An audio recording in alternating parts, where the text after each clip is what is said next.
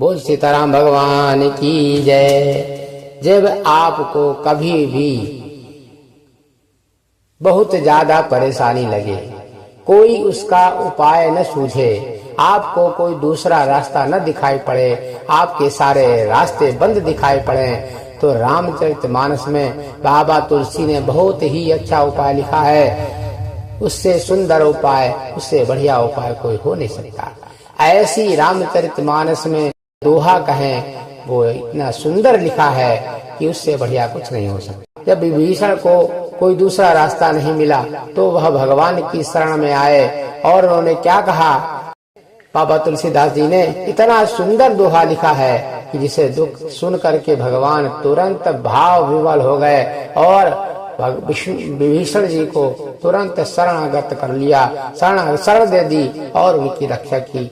इसी प्रकार से अगर हम उस दोहे को बार बार पढ़ें, उस दोहे को बार बार पाठ करें, तो निश्चित ही भगवान शरणागत हमें भी शरण देंगे और हमारी रक्षा करेंगे। वह दोहा कौन सा है?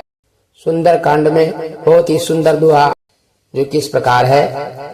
श्रवण सुजसु सुनियायु प्रभु भंजन भव भीर, त्राहि त्राहि आरती हरन शरण सुखद रघुवीर।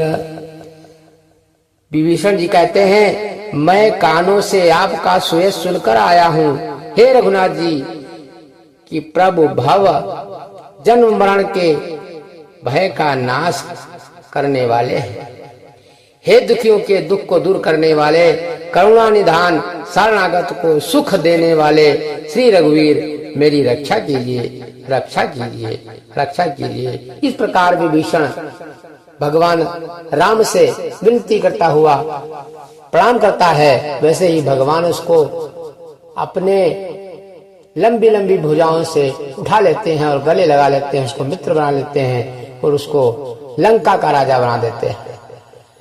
अर्थात कहने का तात्पर्य है कि इस दोहे का पाठ करने से भगवान तुरंत ही अपनी शरण में ले लेते हैं। भगवान जब शरण में ले लेते हैं तो उसकी रक्षा की गारंटी भगवान की हो जाती है। जब आप भगवान के हो जाते हैं तो भगवान की जिम्मेदारी है कि आपकी रक्षा करें। इसलिए हम इस दोहे का पाठ अवश्य करना चाहिए।